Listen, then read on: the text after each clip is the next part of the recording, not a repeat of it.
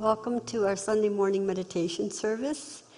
When Jack and I got into the work, we read a book about Edgar Cayce, and then we found a center in New York and walked up these stairs to the oldest people we'd ever met in this wonderful little place. And we joined their meditation and their dream interpretation group, and that was the whole start of our trip into the spiritual path. So we're going to do a meditation for about 10 minutes.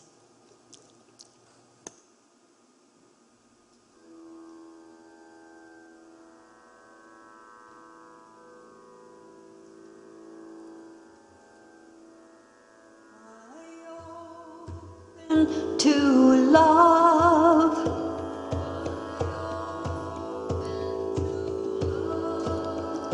Inside, waiting for me.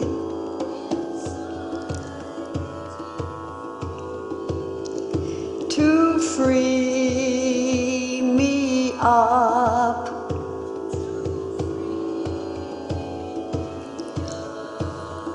To the friend I want to be.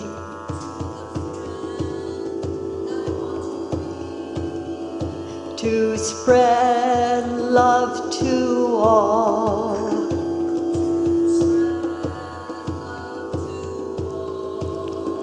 Divine love to all.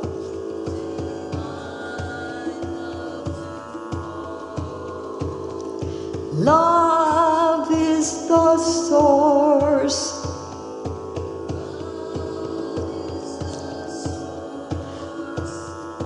of all life.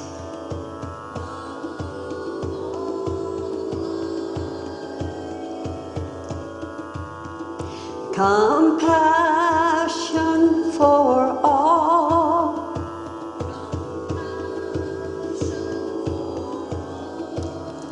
Brings kindness and love.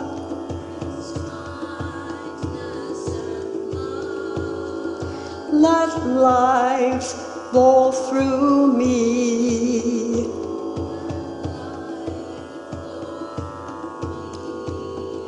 Pure light, divine light.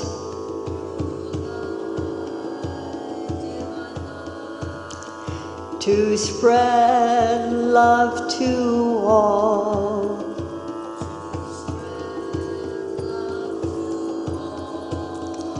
Divine love to all.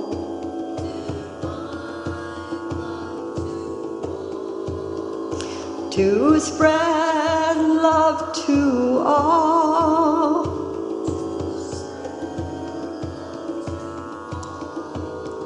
Pure love to all.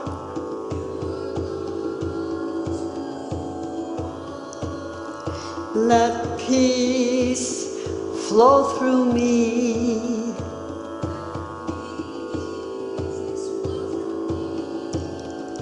Bringing all love to all I see. Bringing love to all I see. Love is the source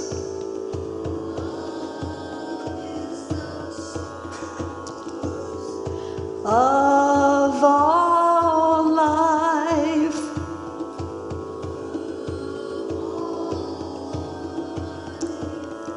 Pure love.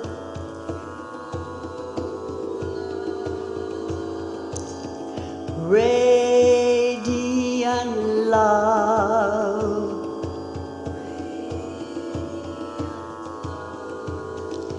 I open to love.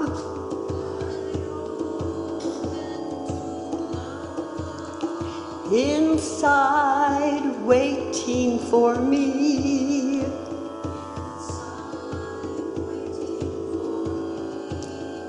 To free me up.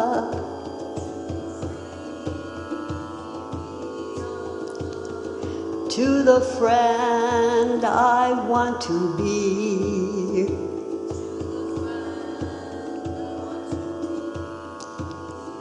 Compassion for all,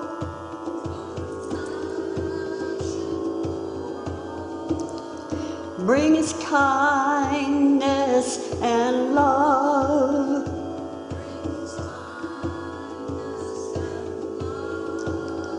Let light flow through me.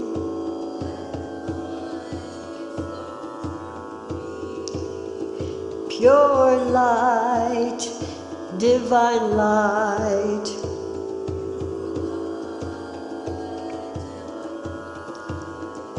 To spread love to all.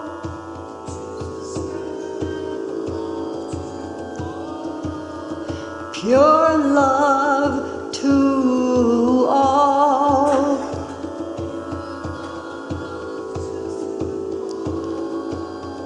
Let peace flow through me.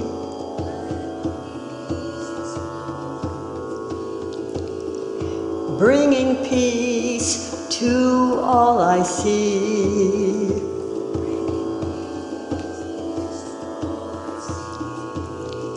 To spread love to all.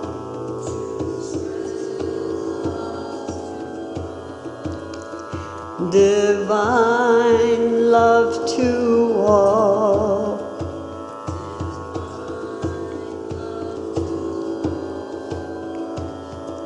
Love is the source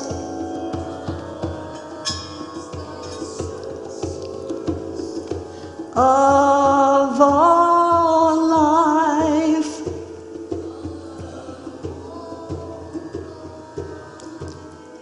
Love is the source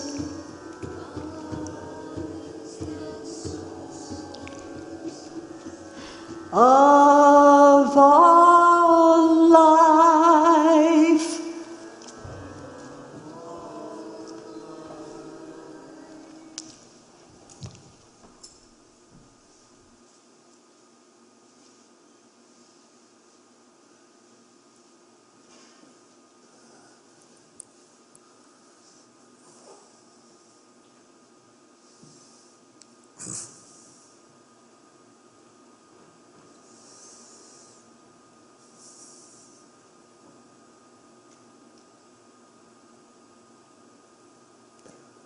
Good morning, everyone.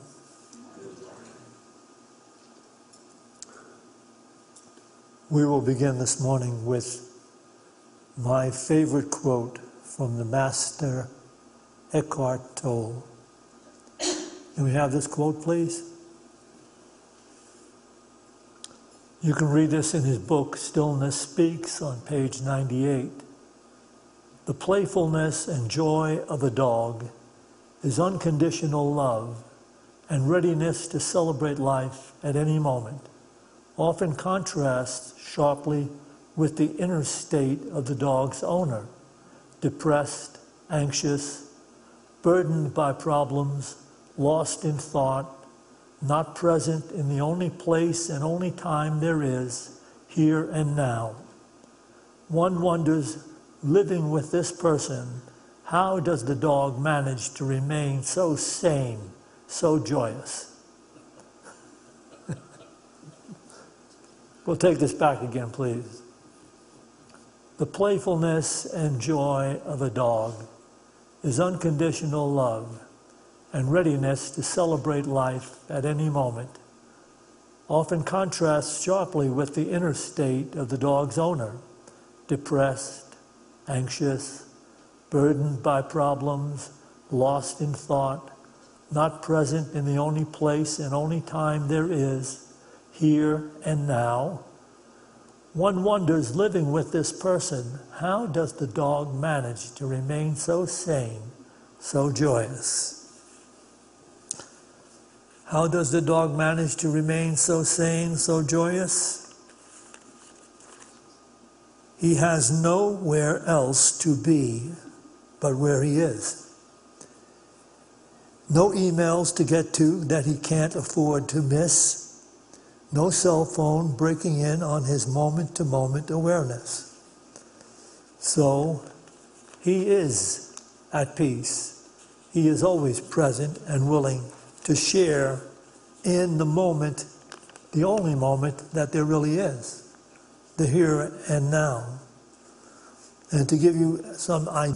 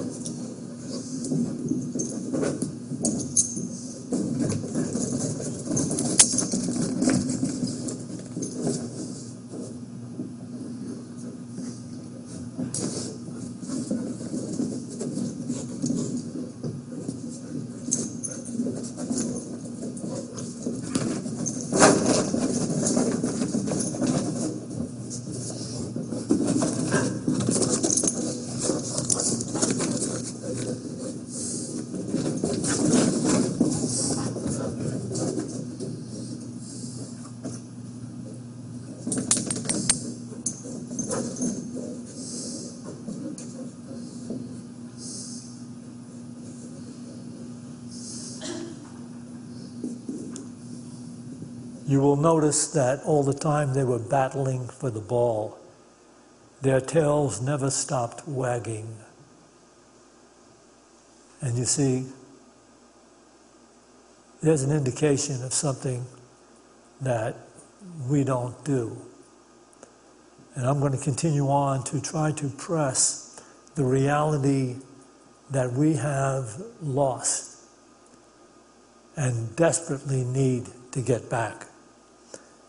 And so you may say the dog doesn't have to work to pay for his physical needs, to budget and plan and anticipate the ever-changing circumstances of life. That's a natural thought for human beings. But the fact is that we don't really need to. Mankind has taken life and turned it into a getting addiction instead of a letting, flowing, allowing, moment-to-moment joy, awareness. Wherever you may be in consciousness right now, try to grasp what is being said with that statement. Mankind has turned life into a getting addiction instead of into a letting, flowing, allowing, growing in joy awareness moment to moment.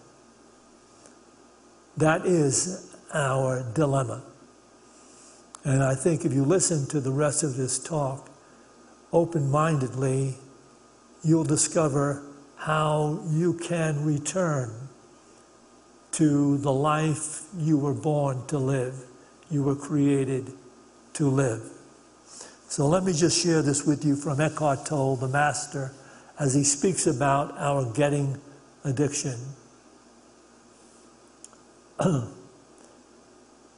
This is Eckhart Tolle on nature. We depend on nature not only for our physical survival, we also need nature to show us the way home, the way out of the prison of our own minds. We got lost in doing, thinking, remembering, anticipating, lost in a maze of complexity and a world of problems. We have forgotten that what rocks, plants, and animals still know. We have forgotten how to be, to be still, to be ourselves, to be where life is, here and now. Take this back again, please. We depend on nature not only for our physical needs, survival. We also need nature to show us the way home, the way out of the prison of our own minds. We got lost in doing, thinking, remembering, anticipating, lost in a maze of complexity and a world of problems. We have forgotten what rocks, plants, and animals still know. We have forgotten how to be still, to be ourselves, to be where life is, here and now.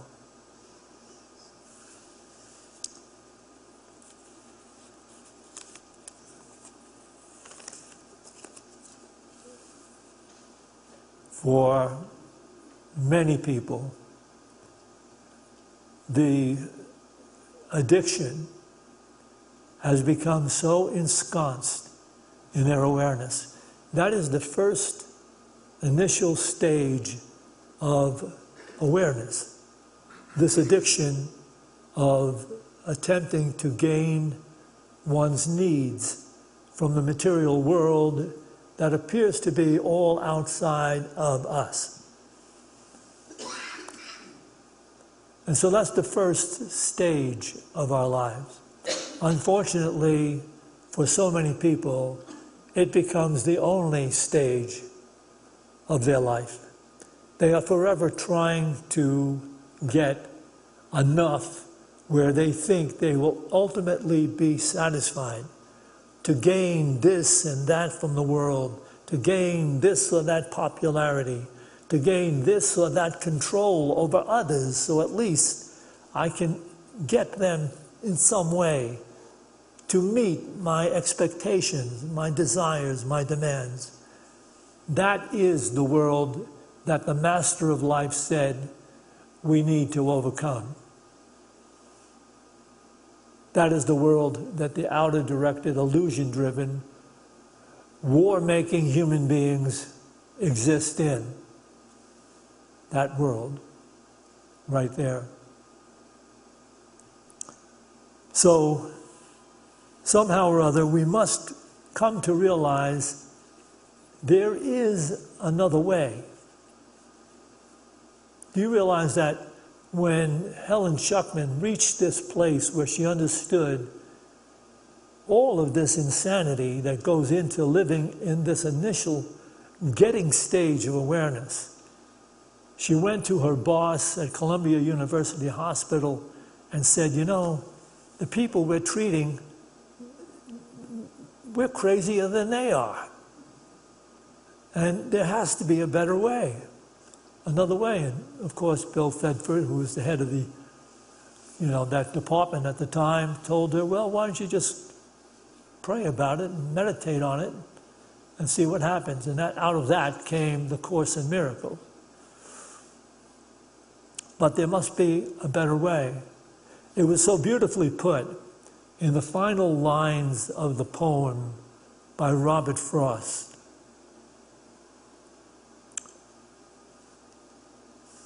Two roads diverged into a yellow wood, and I took the one less traveled, and it has made all the difference. Two roads diverged into a yellow wood, and I took the one less traveled, and it has made all the difference. Of course, to understand this idea of this other road, I want to share another video with you of the road less traveled. Can we have this next video, please? Once again, it'll feature my dog, Teton.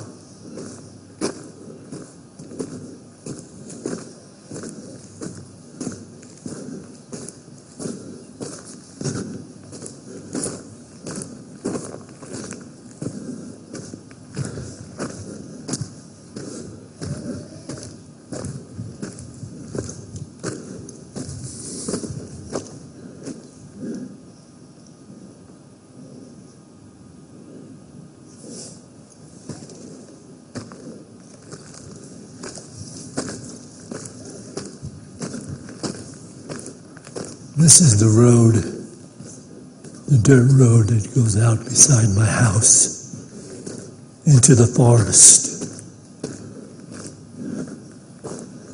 I only keep Teton on the leash on this road because sometimes the house way up on the hill comes down this road in his car. So I want to be able to rein him in. I'm just going to cut now to the chase. We just cut to the chase. This is the road less traveled. It'll wind down into the forest, and this will be Teton's happy time about 5 mornings a week as I release him from the leash and let him live from his nature. Just live life as he was born to live it. I'm going to release Teton to run free and live his life as he was born to live it. I do this 5 mornings a week. Stay. Stay.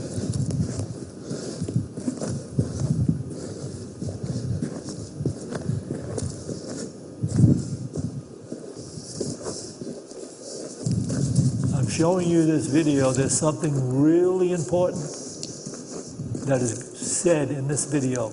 Listen very carefully. I know the sound is kind of muddled. But listen very carefully.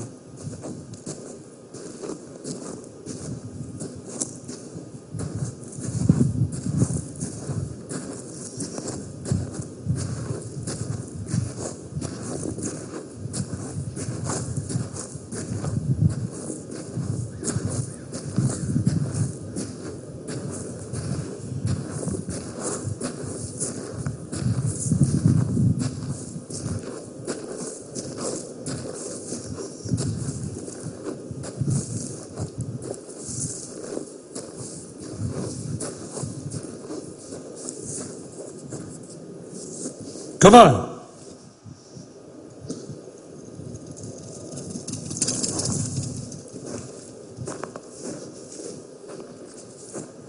Now Teton is off on his own. He'll stay within proximity of me, but he will do his own thing for the next half hour until I get him down into the clearing where we'll play ball for a few minutes, and then I'll turn him loose again as we continue on our morning journey into the road less traveled.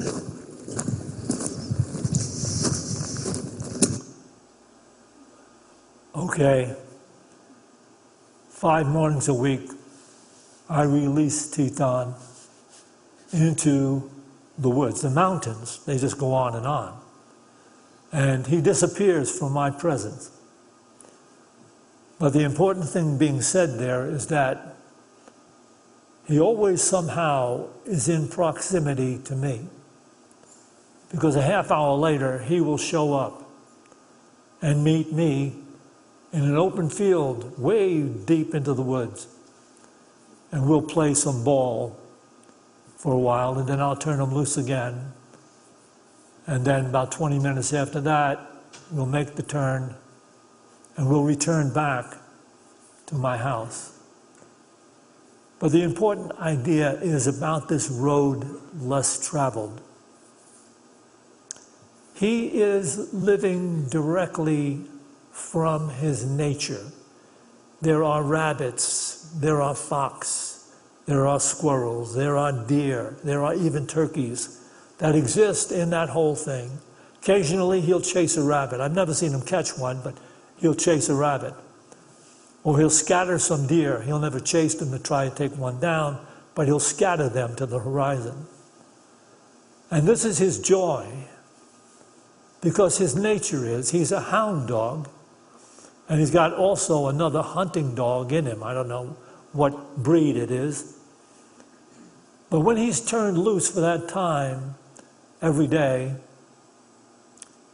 he is free to be himself. He doesn't have a leash.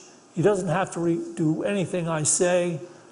He doesn't have to report back at any particular time. But he does keep in proximity of me. At any time during that run, I could whistle, and then he would find a way back from the mountains to me, because he would always be in proximity to me. And what people do not understand, I hope you get this next image I'm trying to put out there.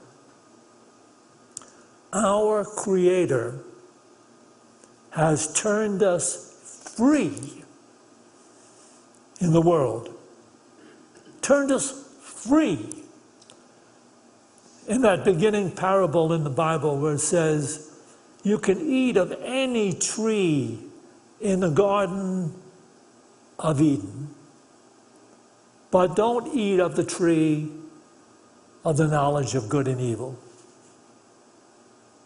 What that means is you can partake of any experience you want in this world. God has turned us free. We have free will. We can go forth and we can find ourselves doing whatever we have an inclination to do. But the thing that we have forgotten and lost, unlike my dog, is that we have not remained in proximate awareness of our Creator. My dog does not ever lose touch with that. I never have to worry about him running away. If I whistle, eventually he will track his way back to me. Staying in proximity to the Creator that has given us free life. And it has been so limited for so many people. And they have come to this place of arrogance, absolute arrogance, to believe, well, there isn't any God. There's no Creator. They've reached that place where the serpent said to them, remember in that parable, the serpent said to them, oh, you will not die if you eat of that tree of the knowledge of good and evil. You'll be like God. And that was the beginning of the illusionary definition of life that mankind took upon himself. His ego, supposing that that's all there is my human intellect, my ability to contemplate what is necessary, needed, figure it out, do it, and I will create the life truly worth living. And nobody has ever been able to accomplish that from the ego consciousness. Look at all the people that have gained everything the world has to give. And so many of them have gone into institutions for alcoholism. So many of them are on drugs. So many of them have committed suicide. And why is that? If they have everything the world seemingly offers them. Because they do not realize that they are divine in origin, created by the divine consciousness. And all they have to do is return to be in proximity of that consciousness, to realize moment to moment how to live powerfully, beautifully, successfully, happily, ever, ever, ever. That's all there is to religion, folks. Go wherever you want to go. Try to accomplish whatever you want to accomplish from the ego. You will never, ever find what you're seeking. Because what you're seeking is the truth that you are divine in nature. But you have left that divinity and given yourself lock, stock, and barrel to the thinking of the world.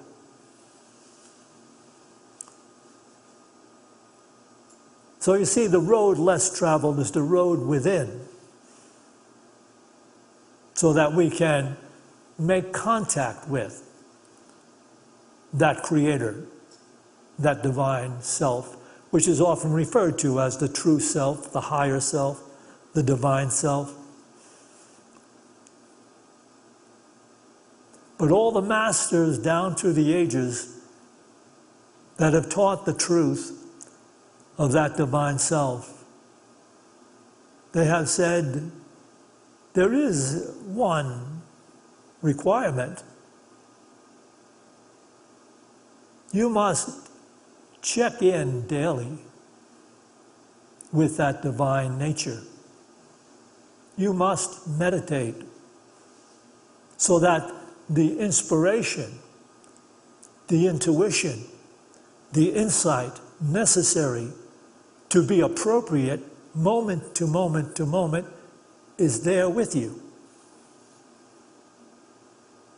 For you cannot figure out how to live effectively, joyfully, beautifully in the illusion-driven definition of self being a separate body-mind in a world of separate others. Nothing could be further from the truth, and all you'd have to do is look at all the billion functions of your body. Where does your breath come from? What beats your heart? What grows your hair? What are the million things that happen in your blood vessels, and food's taken in and done this and done that? Where does all that come from? Do you do that? Are you self-created? No. There's a greater intelligence that has given you life, and the plan for that is that you stay in proximity of that divinity. Keep your meditation daily, and you will live beautifully. Surrender it, and you will live and find your way at no matter what you accomplish. Without being divinely awake and aware, it will lead to suffering, sorrow, disappointment, sickness, and death.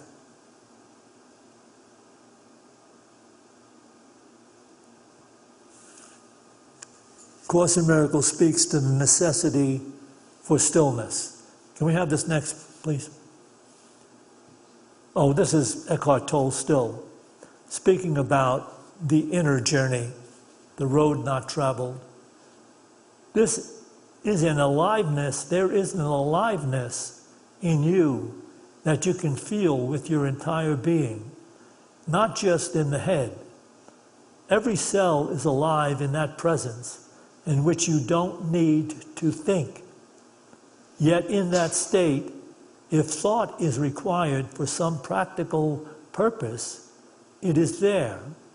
The mind can still operate, and operates beautifully when the greater intelligence that you are uses it and expresses itself through it. Take this back again. There is an aliveness in you that you can feel with your entire being, not just in the head. Every cell is alive in that presence in which you don't need to think. Yet, in that state, if thought is required for some practical purpose, it is there. The mind can still operate, and it operates beautifully when the greater intelligence that you are uses it and expresses itself through it. So the road less traveled is this inner road. And it's speaking about this divine self, true nature, the soul, if you will. And in reference to that, A Course in Miracles shares this truth. Can we have this next? You can read this in the Course in Miracles in the old text, page 333. In quietness, all things are answered, and is every problem quietly resolved. In conflict, there can be no resolution possible, and to ensure no answer will be plain. A problem set in conflict has no answer, for it is seen in different ways. And what would be an answer from one point of view is not an answer in another light. You are in conflict. Thus it must be clear you cannot answer anything at all, for conflict has no limited effects. Yet if God gave an answer, there must be a way in which your problems are resolved, for what he wills already has been done. Therefore, God must have given you a way of reaching to another state of mind in which the answer is already there. Such is the holy instant. Such can only be attained through quieting the outer-directed, illusion-driven mind and allowing the refined inner core nature to rise as intuition and insight and lead you in a life truly worth living. I'll take this back again, please. This is, by the way, the essential ideal shared throughout A Course in Miracles. In quietness are all things are answered, and is every problem quietly resolved. In conflict, there can be no resolution possible, and to ensure no answer will be plain. A problem set in conflict has no answer, for it is seen in different ways. And what would be an answer from one point of view is not an answer in another light. You are in conflict. Thus, it must be clear you cannot answer anything at all, for conflict has no limited effects. Yet if God gave an answer, there must be a way in which your problems are resolved, for what he wills already has been done.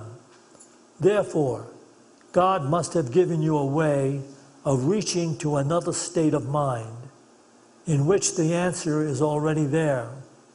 Such is the holy instant, which may be accessed through meditation on a daily basis, and it will finally stay with you, and you'll live by insight, you'll live by peace and love, you'll live by joy and understanding, without fear, concern, and ever attempting to anticipate what the future needs, what I have to do to make it better, to suit me, to get it right. That will finally dissolve, because you'll know moment to moment there is only the joy and love and guidance of God.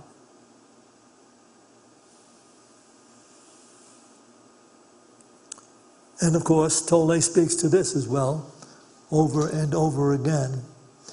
I can tell you, well, let's take this next Tolle quote. Let's have this next PowerPoint. Stillness Speaks, page 44. It's not saying to you that you shouldn't set goals, that you shouldn't seek to improve your life in the physical sense, but this is what it's trying to get across to us. Set goals, but know that the arriving is not all that important. When anything arises out of presence, it means its moment is not a means to an end. The doing is fulfilling in itself every moment. You are no longer reducing the now to a means to an end, which is the egoic consciousness. Can we take this back again, please? Set goals, but know that the arriving is not all that important. When anything arises out of presence or intuition or out of insight, out of meditation, it means this moment is not a means to an end. the doing is fulfilling in itself every moment. You are no longer reducing the now to a means to an end, which is the egoic consciousness. So it's always a relationship to this stillness that is found in meditation, where the incessant thinking of the world that has been programmed into us, forever thinking that somehow or other we have to make that material conditions and circumstances suit our desires, our needs, our wants, and then we'll be happy. And it never happens, but it's okay, we keep doing it, and we die having done it and failed to ever live effectively. But now, these masters are attempting to get it across to us, how to live effectively, beautifully, joyfully, happily ever after. You know, when they talk about meditation, I'm fairly sure that most of you are aware of, in 2018, there was a huge rescue effort made to rescue 13 young boys from a cave in Taiwan. Was it Taiwan?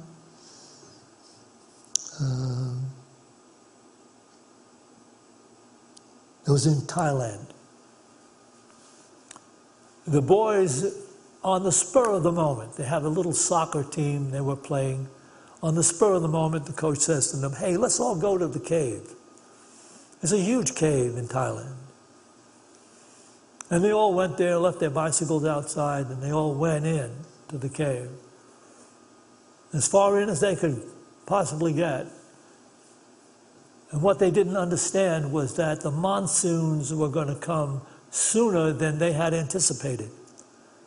And the monsoon rains hit and flooded that cave so that they became trapped in a chamber way, way in the back of that cave.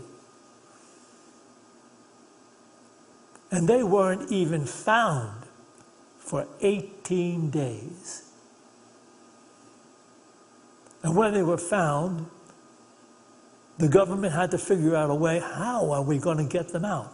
The entire cave is flooded, and the rains are still coming down. They had, I just saw a movie on Netflix about the whole thing that took place in 1918. You got to see that movie. Miracle after miracle has to occur. They do things that have never been heard of, never been tried to save those kids.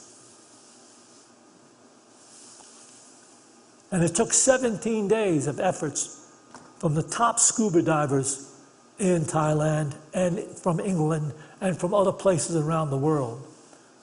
It took 17 days to get them out of that. They couldn't just lead them out. They were young kids. They did not know anything about scuba diving. They had to be sedated and put in a mask with a tank and taken out slowly because that cave just wound around. There were places you could hardly get through. It's an amazing story. You have to see the movie. But one thing was never mentioned.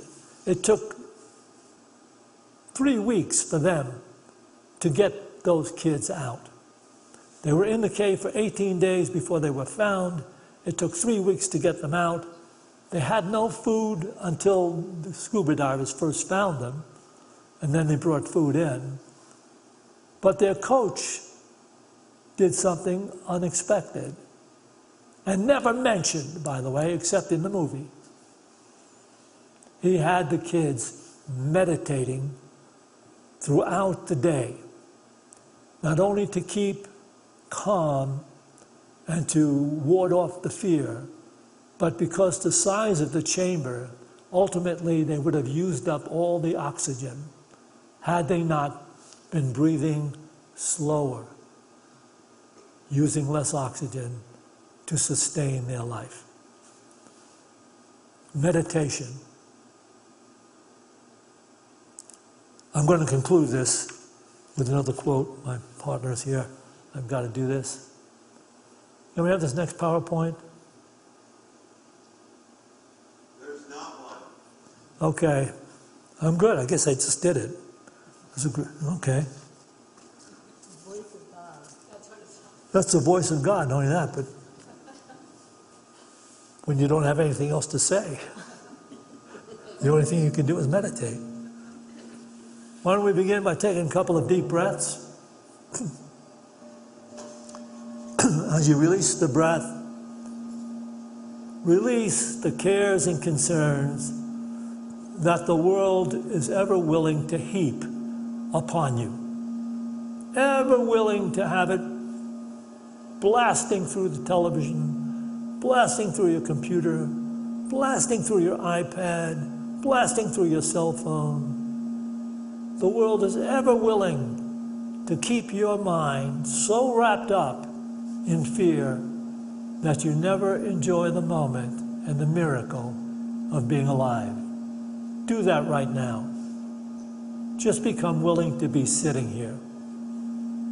To be okay. You're okay. You have enough.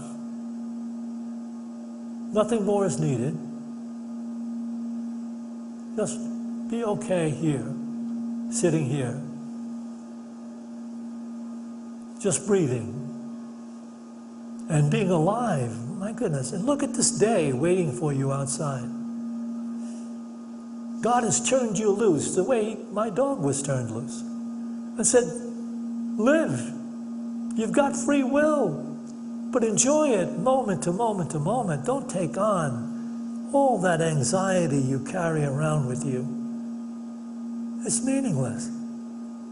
Just be here, breathing. Remember to breathe whenever you're feeling anxiety rising within you. Remembering to breathe and that you're okay, and that you're free, and that you are loved. Just breathing is a miracle. Breathing can be a mantra, a prayer. Remembering to breathe when something in life, the world, is confronting your peace. Remember just to breathe. Start breathing. And you will know that it can diminish. It can become less meaningful. And the insight you need to harmonize whatever it is that has come to confront you will rise within you. You just have to be able to tune in, be in proximity to the divine that exists in everything, everywhere, all the time. Just breathing is a miracle. Remembering to breathe when something rises on your path to cause you some concern. Just pause and breathe and open yourself to the insight that will come forth for you to return to harmony, peace, and love. So take that as your mantra right now. Use that for this meditation. Remembering to breathe can be a mantra, a prayer. Whenever anything arises to cause me concern, remembering to breathe can be a mantra, a prayer. When anything arises that causes me concern, remembering to breathe can be a mantra, a prayer, when anything arises to cause me concern.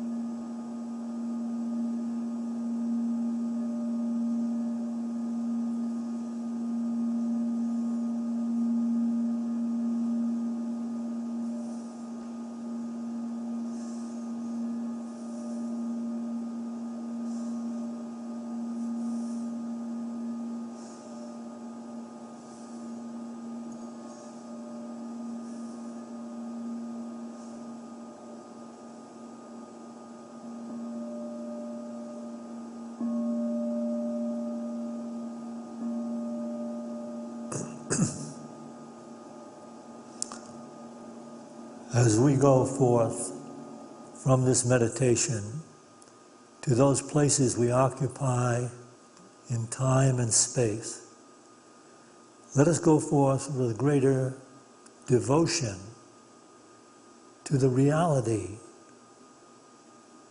of being in continual proximity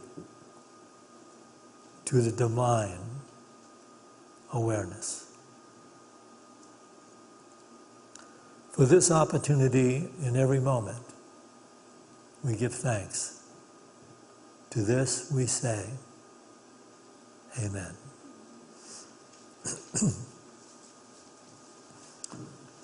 We will take an offering for unity now. As we're preparing to do that, I'd like to invite all of you that are watching this on screen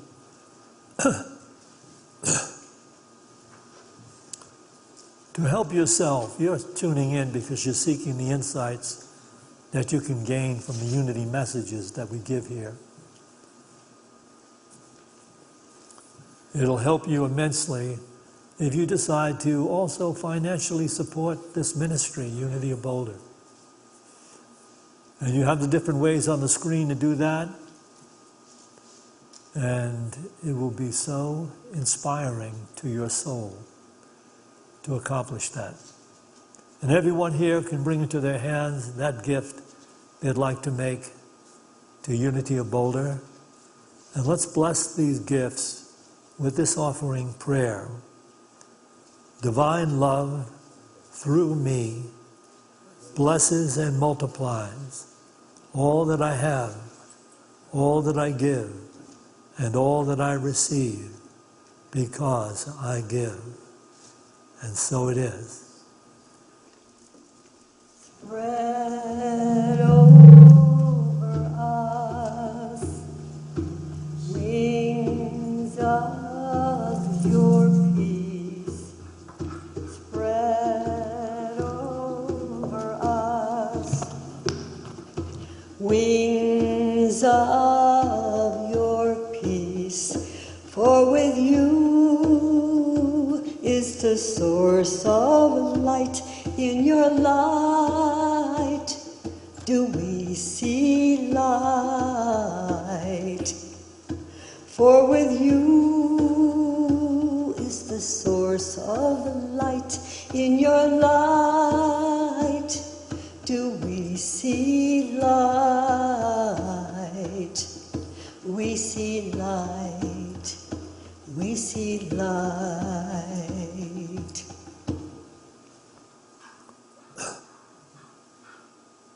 Join me now, please. We dedicate this tithe to the will and the work of the Spirit of Truth, the Spirit available to each of us, the Spirit that joins all of us. We dedicate this tithe to the victory of the Spirit of Truth. Amen. Well, you are all invited to join us for our discussion group, which takes place immediately after this service, just through these doors into the bookstore to your left. There's a room there with a circle of chairs. You can ask any question you have about this particular talk or anything to do with unity or anything in your life that you're dealing with that has to do with spiritual things. So that discussion group takes place through these doors to your left into the bookstore. There's also tea and refreshments over in Fellowship Hall. And so all of you have an incredible, joyful day.